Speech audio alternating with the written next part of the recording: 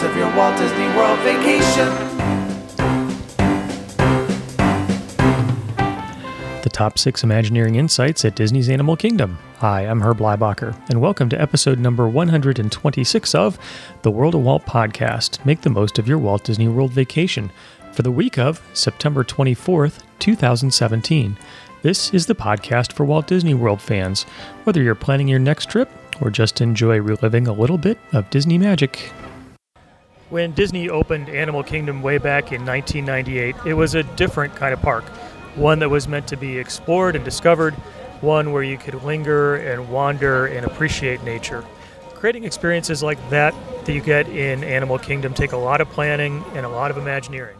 Today we're going to take a look at the top 6 Imagineering insights at Disney's Animal Kingdom. To help me explore this topic, I would like to welcome a former Disney Imagineer and a guy who likes to have a wild time, Brian Collins. Brian, welcome back. Woo!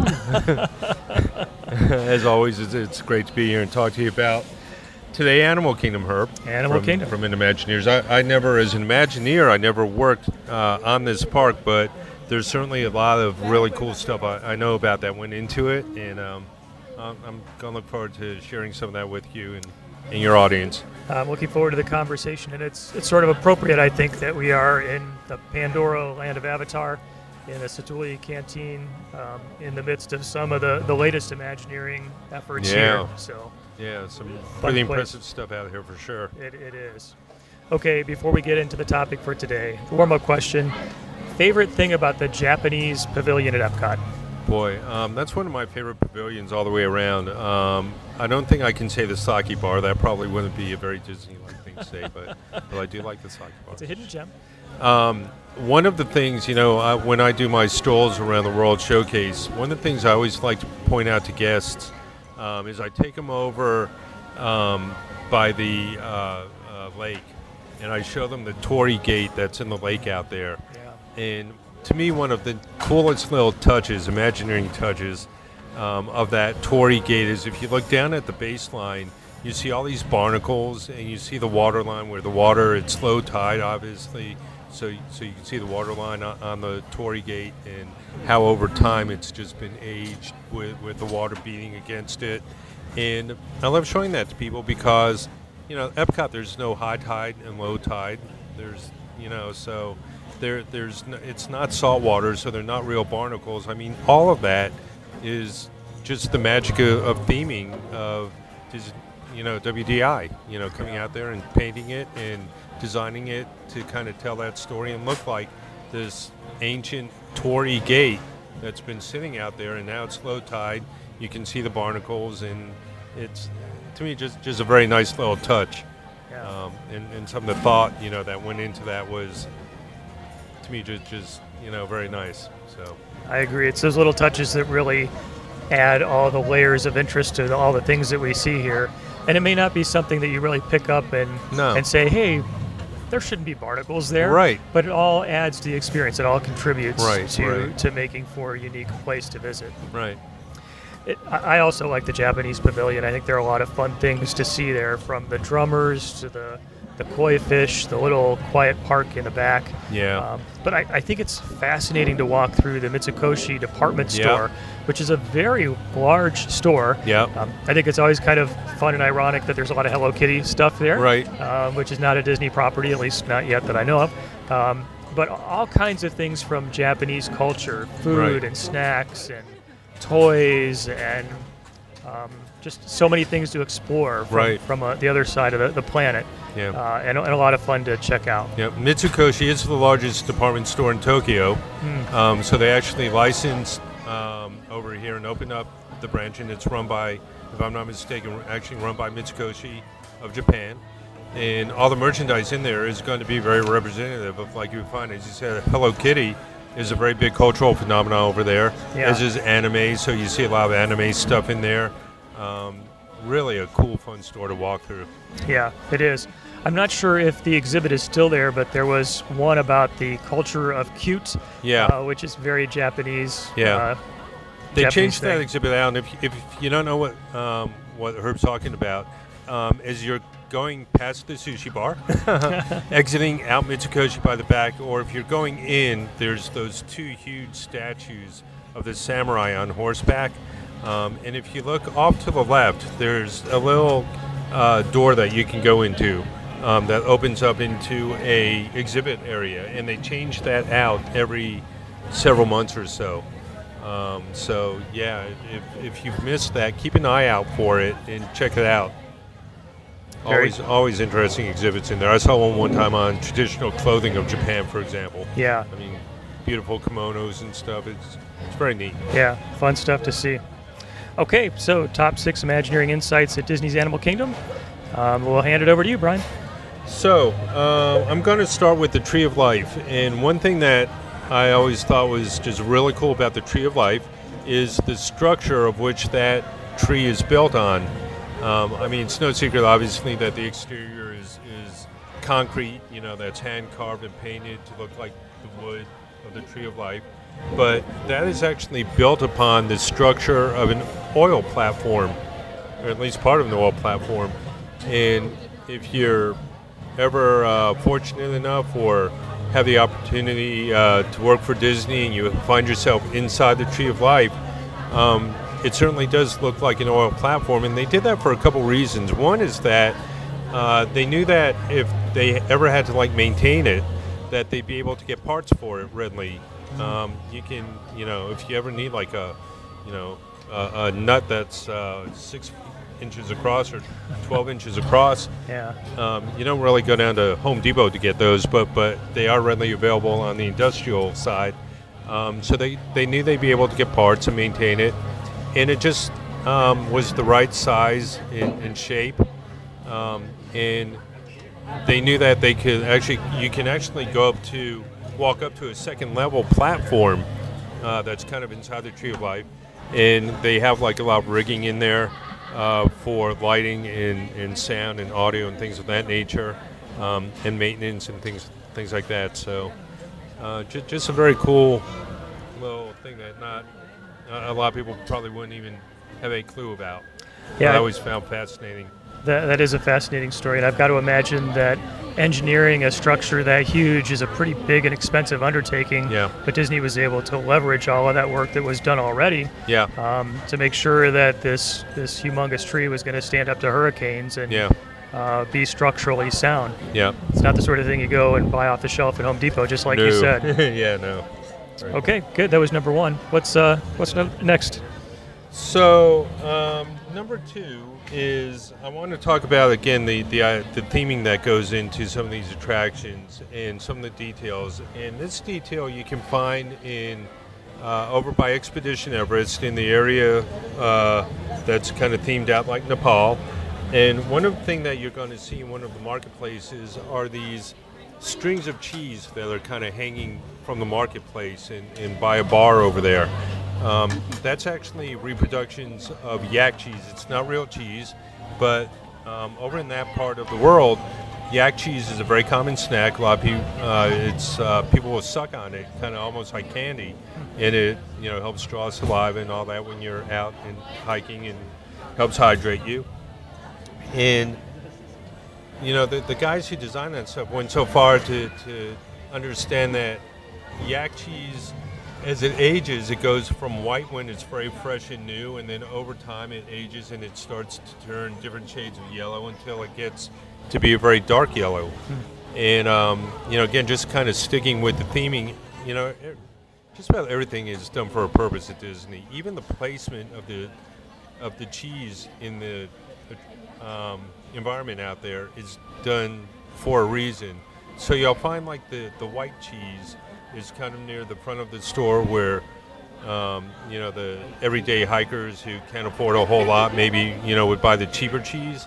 But then the more expensive dark yellow cheese is going to be hanging back in the bar, because in the bar that's where the people with the money go, right? So they can afford that nice dark yellow aged cheese and get it from there. So the yak cheese was one of my favorite little details. I'm going to have to go and go on a cheese hunt, I think, because I have never seen this. And, looking at it, you wouldn't necessarily know that backstory about the aging and about the source of that cheese. That's really interesting. Yeah. Yeah. Okay, good. Yak cheese. I'm going on a yak cheese expedition. Number 3? Number 3. So there is a photo op for in the Magic Kingdom, and it's before you actually get into the Nepal area, into the Expedition Everest area, but it kind of looks across the lake with Expedition Everest in the background. And it's marked, one of these places where stand here and take a picture, a scenic photo spot. Yeah. But the thing that's kind of fun about it is that the little sign indicating it as a photo spot is actually shaped as the same outline as Expedition Everest in the background. So, the little picture you're getting in the foreground, if you look closely at that signage, you'll see it mimics the background of Expedition Everest. So again, little details, everything's done for a reason. It's not just a square stand here and take your picture sign. Yeah. So I know exactly the spot that you're talking about, and I've seen the sign that you're talking about it, and it really does frame for a very nice photo. So I think that would be as you were approaching Expedition Everest from the Africa side of the park. So it's a fun spot to check out. Yeah. If I remember, I think it's right across from where the monkeys are. There's an exhibit where the monkeys are. Exactly right. This is one of my favorites. Which are a blast to watch. Yeah. They're so much fun. Yeah. Okay, the good. Number 3. These are good ones. Number 4. Number 4. So number 4 is the dragon on the Animal Kingdom logo. So if you look close at the logo for the Animal Kingdom, you see a dragon in there. And a lot of people wonder, why is there a dragon? Or maybe you don't wonder because maybe a lot of people never even noticed it before. Yeah. But there's a dragon in the logo, and that's actually a reference to when the park was actually first being conceptualized and designed. There was going to be a entire land that was dedicated to fantasy and dragons and all of that. And for whatever reason, budgetary or whatever, that just never came to be. The dragons never showed up in the Animal Kingdom, but the dragons stayed not only in the logo, but you can actually see references to the same dragon throughout the park. So, for example, when you first come through the ticket area, if you look up above the ticket kiosks, they've got 3-dimensional heads. One of them, I think, is a rhinoceros. I think one of them's an elephant. And the third one is a dragon. Nowadays with Avatar here, it maybe makes a little bit more sense because it kind of references back to that fantasy. But, for the longest time, there weren't any dragons or any kind of fantasy within Animal Kingdom. So I always thought that was kind of cool that they never went back and redid it. They just kind of kept it, and that's the story. Yeah, that's neat. You can see it on the back of benches as well. You can see the outline of a dragon. And you're right. I wonder if some Imagineers had just held out hope that eventually they get back to fantasy. And I think with Pandora they did. So that's an interesting sort of bit of Disney history. Okay, I think that was number 4. So we're on 5. So number 5. Number 5, this one really stinks, but done. So you go into It's a Bug's Life, right? One of the showcase films here at Animal Kingdom. And at one point the stink bug comes out and he does his deal and stinks up the whole theater. And I always thought it was really fun. When you go backstage, you can actually see huge barrels that are filled with pellets that are scented. It's a special scent that's made just for Disney of stink bug scent. And that's what they use. They pump that out into the audience. And, a little bit different than the scented pellets I guess they use on Main Street USA to put the nice smell of, fresh baked cookies and cakes out there. Thankfully. This is Disney's own proprietary stink bug mix, and I always thought that was just kind of fun. That is fun. I wonder where you go to buy stink bug smell. I mean, somebody's got a very interesting job if they come up with things like that. Right. No, imagine being on the phone on the other end, getting that call from Disney, that one day saying, yeah, we need a stink bug smell. What you got? Well, we don't have any of that in inventory today, but let's see what we can do. When Disney calls, you find a way to make you it. Figure it out, yep. Maybe those are the same people who take care of the Journey into Imagination skunk smell. Right. They might have gotten a 2-for-1 on that one. Right. Okay, good, number 5. So I think we're on our last one, number 6. So for number 6, I think I'm going to throw out a couple just miscellaneous things out there that you can find in Animal Kingdom. We're going to like theming and story, and this is going to be, again, probably most of these I'm thinking of are back in the Everest area. So when you're back that way, you can kind of look for these. But, talking about that bar, that so-called bar, where the cheese is hanging. So the storyline, the backstory behind that bar is that the family that lives there actually lives upstairs from the bar. And they're a farming family, and you know that because if you look around the bar, you see their farm implements. On the walls, you see the yokes from the oxen. And when they're not farming, they actually do some of the cooking for the restaurant downstairs. And how do you know that? Well, you know that because there is a solar stove that you can see back there behind the bar. And solar stoves are very, very common in that part of the world. That's the story behind the bar. There's also, if you look around, there's a snack bar. There's something called a nimbu mirchi. Nimbu mirchi, these are like peppers that are attached to a piece of coal. And in that part of the world, these are used to ward off bad spirits. So look around and you can see the nimbu mirchi. If you Google it, you can find some really interesting information about it. The one that WDI put out there is oversized to make it a little bit more noticeable, so it's bigger than what the actual ones would be, but you'll certainly get the idea. Again, just kind of look around in the bar, all the bar props, the dishes, the pans, and all that stuff on the shelf. Those are actually all from Nepal. And look at even the details like the rudimentary wiring that, to be found. Again, in that part of the world, you don't necessarily have Disney electricians out there to help you hang your lights. Right. So look at the wiring and all that. Again, it's, done for show. Believe me, they're not breaking any code or anything with that, but... It sure looks like they are, but they're not, sure looks like they are. Yep. What else out there? Over the door inside the snack bar, you can, and actually you can look around all throughout that area in a lot of the shops and stores and stuff. You're going to see a lot of the same things that kind of tell the story of where you are. So you'll see the first dollar earned, or you'll see a photo of the Maharaja, or you'll see the business license. And those are in every shop out there, even in the Everest Q shops. And one of the fun things about it is that if you look closely at them, they're all site-specific. So the business license is going to be site-specific to wherever it happens to be. Yeah. So those crazy show riders, had a good time with that.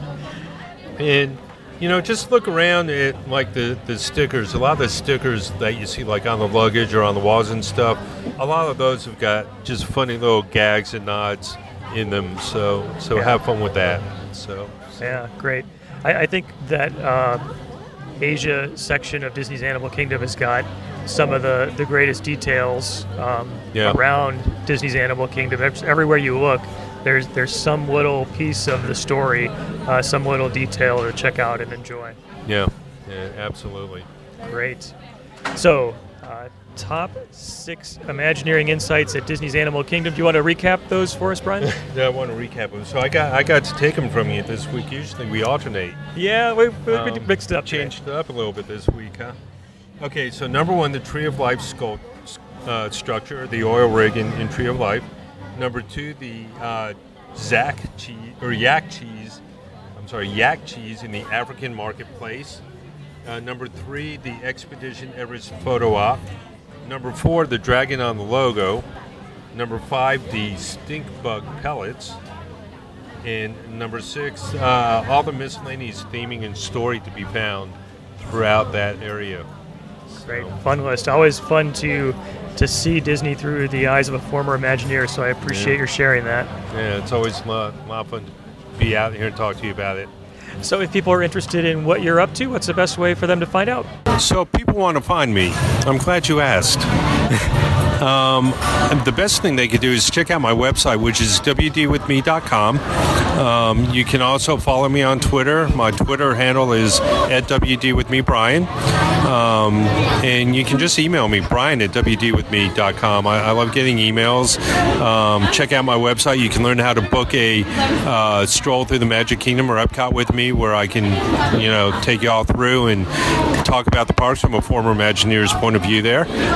Point out all the kind of details and story and all that. And that would be it. I'm really easy to find and get a hold of, wdwithme.com.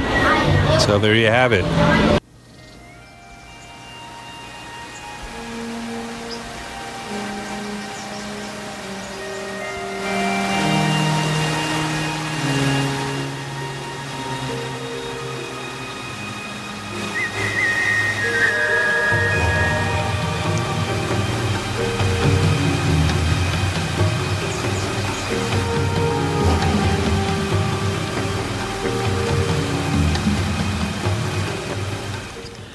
Today, we head out to some of the music that you might hear around the Tree of Life at Disney's Animal Kingdom.